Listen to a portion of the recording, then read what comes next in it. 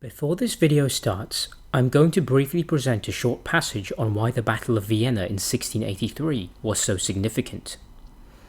The Battle of Vienna was very significant as it was the climax of the historical perpetual war between Islam and Western civilization. The barbarian Islamic savages hammered against the walls of the majestic imperial capital for 2 months,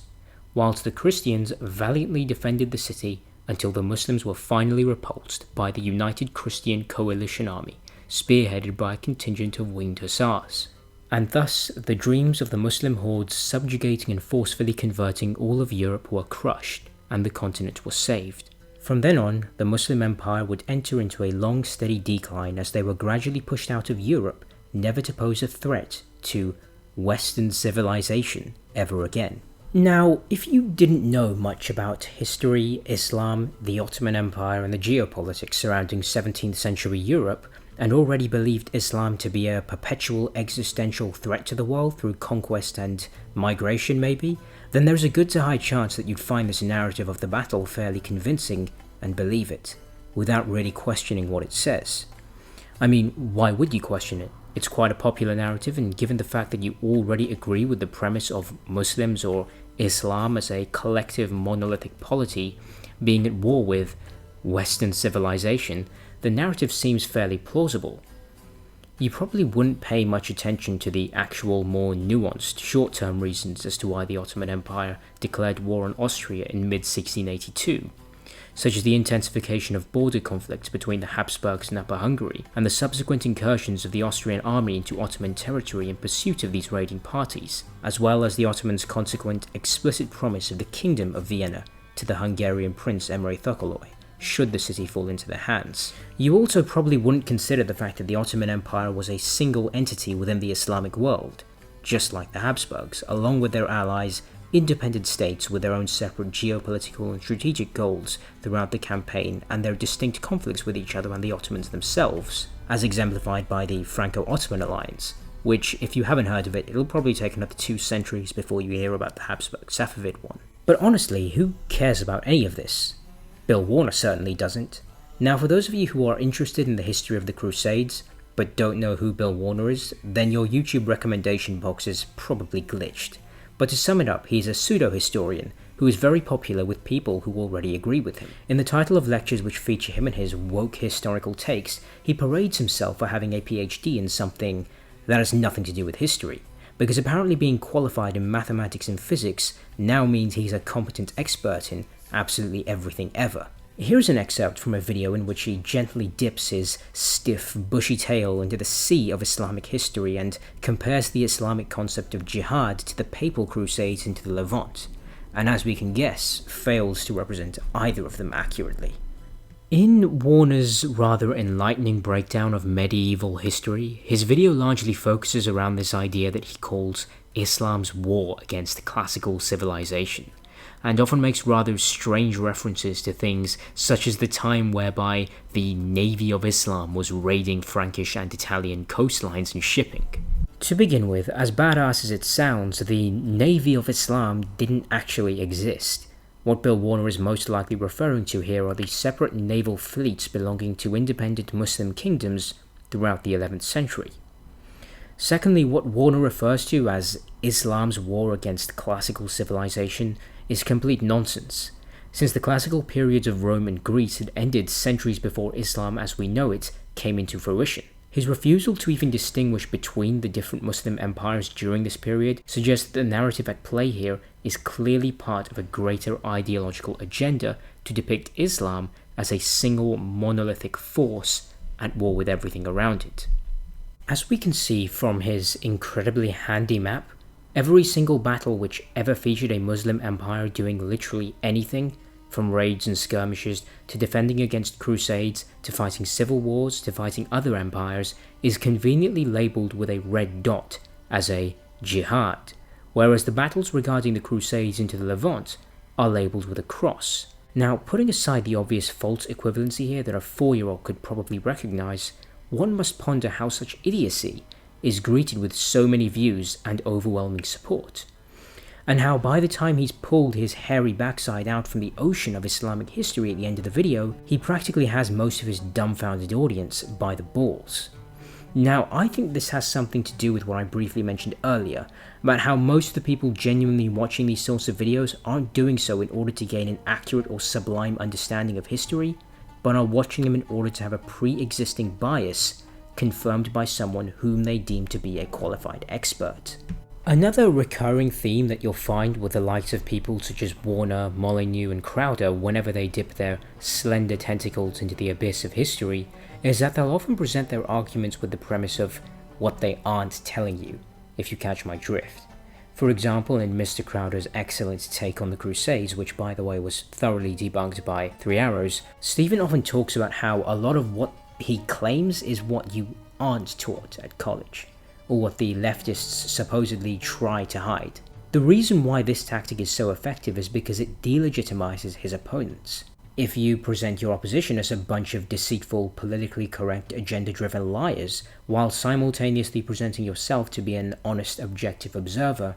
then it immediately calls into question an ulterior motive to the claims being made, and effectively seals off any possibility to conceding that the other side might be right, since now everything they say is approached with the premise of them having something to hide. Bill Warner and many other anti-Muslim polemicists online also do something similar, but by claiming that the Islamic doctrine in and of itself encourages Muslims to blatantly lie to disbelievers if it advances the interests of the Islamic ideology. Putting aside the rather dubious evidence to support this, aside from a few obscure medieval Shiite references, which the textual evidence doesn't even follow, the lengths that these people go to in order to delegitimize their opponents prior to them actually engaging in historical discourse with them is rather telling of their own agendas. Clearly, these guys either don't pay attention to such nuances or deliberately ignore them. But I mean, why let historical facts get in the way of a good crusade, right? Now, just like Crowder, it's understandable why they'd seek to do this sort of thing. When your audience is already convinced that your opponents or those who you're trying to delegitimize are hiding something from them, then it will naturally be much easier to convince them that you're right, because they already believe in the premise that the other side cannot be trusted. It delegitimizes them to a point whereby it no longer matters how logical or coherent their arguments are, it must be wrong or approached with an unfairly high level of skepticism, because they're supposedly trying to hide something. And it's all the more insidious because you can't actually counter it with rational argumentation, as they'll often just fall back on accusing you of lying about lying.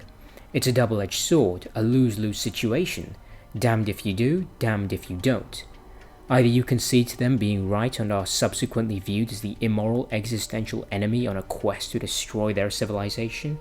or you coherently counter their arguments but are baselessly accused of deceit and still viewed as the enemy with something to hide.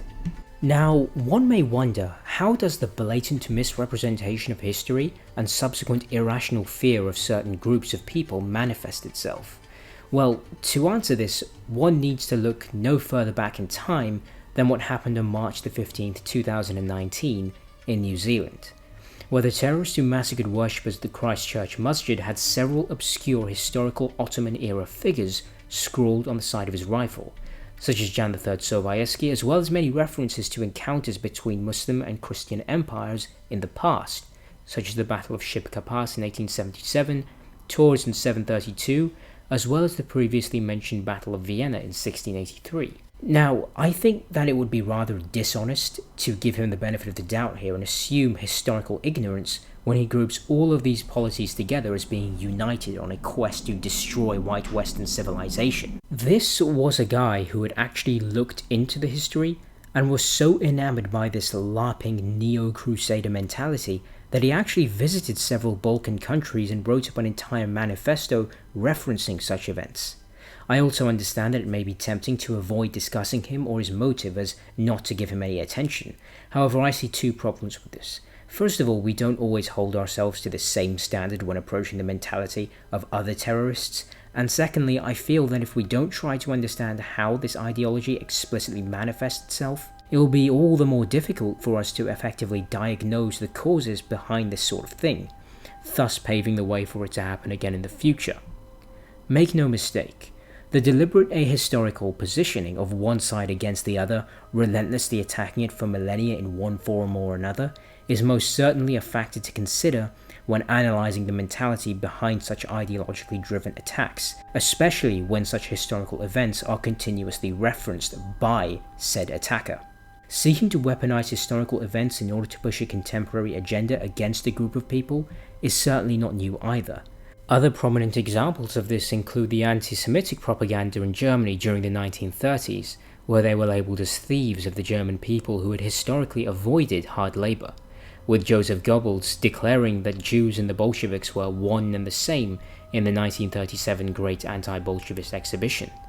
Not to mention the idea that Jews as a collective entity ought to bear the guilt for the death of Jesus Christ, this idea being known as the Jewish deicide, which was weaponized by numerous regimes such as the Inquisition as well as Nazi propaganda magazines such as the Storm leading up to the Holocaust, as well as their rather blatant denial that Jesus was a Jew altogether. And this issue has become ever more widespread with the accessibility of such propaganda through the internet. Whilst the internet can often be a useful tool when gathering historical sources to analyse these sorts of events, it can also be a great danger in how much easier it is to have access to the largely ahistorical narrative of a monolithic 1400-year-long clash of civilizations. And it's even easier to be convinced by such a narrative if one already has a bias against certain groups of people. The accessibility of such ahistorical information is made even easier when one has to look no further than agenda-driven, poorly researched videos from very popular YouTube channels,